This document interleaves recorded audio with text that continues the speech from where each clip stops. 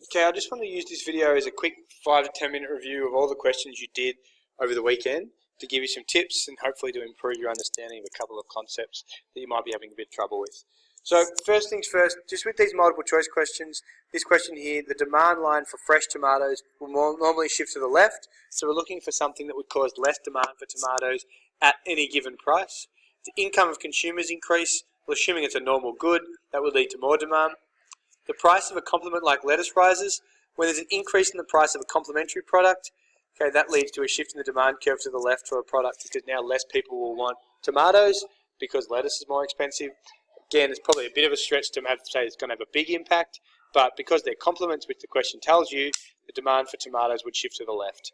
If there's a successful advertising for a complementary product, that means more people will be eating, say, lettuce, and as a byproduct that more people eat tomatoes, so that would shift demand to the right. And tin tomatoes become more expensive, that would make them more demand for fresh tomatoes because less people would be eating tin tomatoes. So again, that would shift the demand curve to the right, not the left. So the correct answer is B, the only factor that would lead to less demand at any given price. Okay, a couple of other ones. An increase in the price of strawberries because of extra demand. So there's more demand for strawberries. Which one's most likely to happen? More resources are allocated to raspberries. Well, strawberries are now more profitable, so less resources would be allocated to raspberries potentially. An increase in the wages to those on strawberry farms. Well, again, they're selling a product now that's more profitable, so it is likely to lead to a higher wage of those on strawberry farms. So B is the correct answer to this question. In terms of why the other ones are wrong, a decrease in the price of strawberry jam. If anything, if there's more demand for strawberries, there's more demand for strawberry jam generally, and you're likely to see the price go up. And a reduction in the resources allocated to glass jars. Well, assuming that a lot of the strawberries are being put into glass jars and sold, the argument is that more resources would be allocated to glass jars because we're selling more strawberries in a glass jar. This question, an expansion along the supply curve for holiday travel to Noosa. Okay, so let's break this question down and talk about the important things to learn before you even look at the solutions. An expansion along the supply curve or a movement to the right along the supply curve is caused by a higher price. You need to be looking for something that's going to lead to a higher price. Okay, it's not a shift in supply, it's something that's causing a higher price and therefore more supply of Noosa holidays. So a reduction in wages to hospitality workers would shift supply to the right and lead to a lower price, not the correct answer.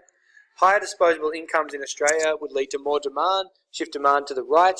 That would lead to a shortage and a higher price. That would expand supply, and they'd supply more to meet that demand. Because of the higher price, that would cause an expansion in supply. The correct answer is B. Higher interest rates lead to less demand for holidays, therefore there would be a contraction in supply because of the lower price. And more erratic weather patterns would mean potentially less people travelling to Noosa, which would lead to less demand and a lower price. So the expansion in supply is caused by higher disposable incomes. Okay.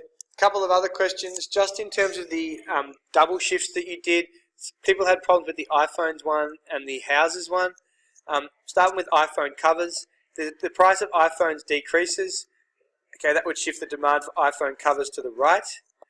And the cost of plastics decreases, that would shift the supply curve to the right. If demand and supply both shift right, then that would lead to an unknown impact on price and an increase in the quantity sold. For the houses one, I'll just skip straight to that. Okay, if banks enforce tougher lending criteria, it means it's harder to borrow or harder to lend from the banks. To borrow from the banks. That would make it harder to get a loan. That would shift the demand curve to the left.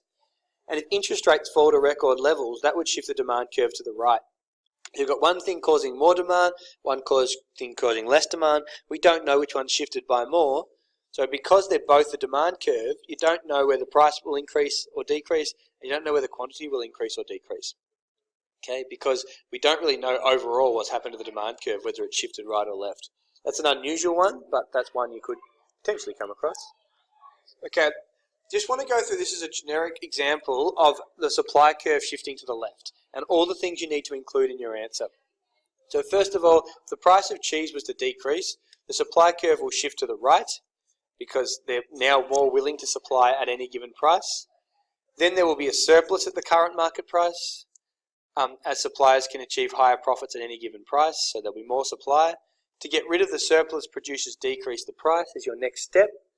Once you decrease the price, that leads to a contraction in supply, because there's less profit available, and an expansion in demand because it's more affordable, and then we end up at a new equilibrium price. This needs to be included in your answer. If you do not include the new equilibrium price and quantity traded, you will not receive full marks. If you don't include the expansion and contraction and why demand expands and why supply contracts, you will not get full marks. If you don't include this in the correct order, where we have a surplus or a shortage, then we change the price, then demand and supply expands and contracts, you will not get full marks. You need all these things in your answer, including the change in the quantity traded and the price after the shift. Okay. In terms of double shifts, there's a lot of questions with double shifts. It's really important, and I'll give you a sheet on Thursday that goes through this in more detail, but to be able to articulate the impact on price and quantity depending on what happens. So I'll give you that on Thursday and give you more information. In terms of some examples that can cause a double shift, some of the main ones, advertising.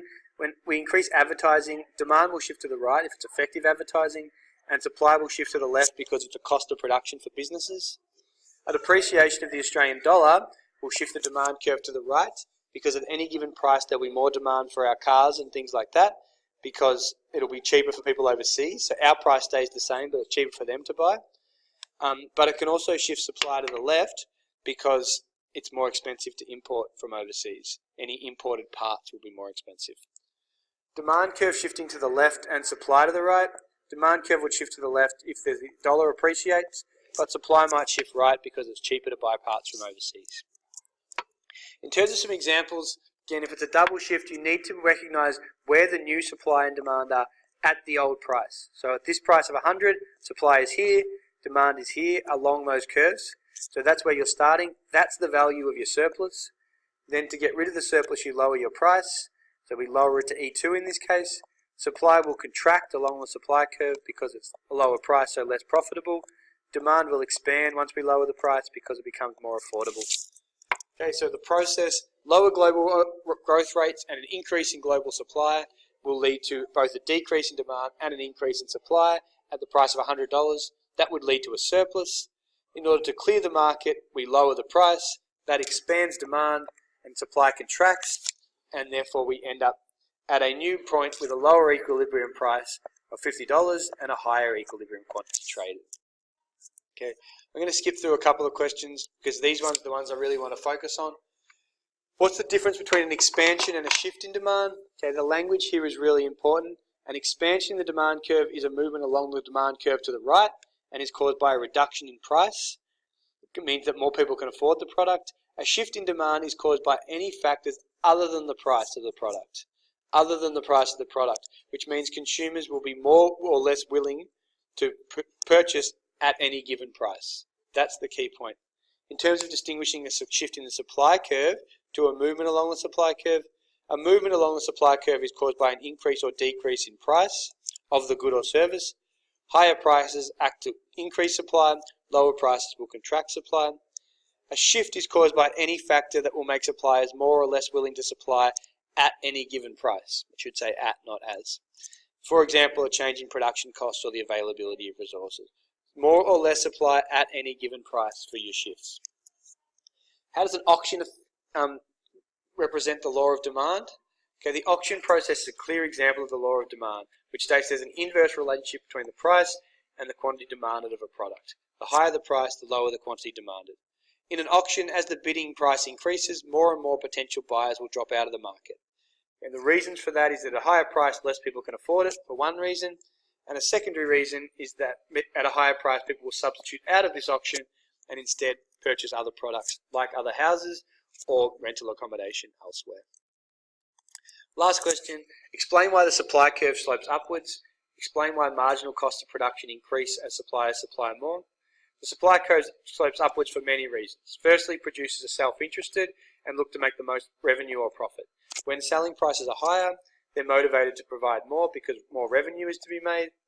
At higher prices, the opportunity cost of allocating resources elsewhere is higher. So if producers decide to produce anything else, they must give up more because the higher price means that it would be more profitable to make that product. And thirdly, at higher prices, businesses are more able to cover higher marginal costs of production. Often it can be more expensive to produce at higher levels because the cost of additional units is higher, and that's because sometimes you've got to pay overtime, or there's bottlenecks in production, or you've got to train new staff, or get new capital. So often it's more expensive to produce at higher levels of output. So as a result, producers need a higher price as a lure to make sure that they produce more, and that's why they're willing to produce more at a higher price. Thank you.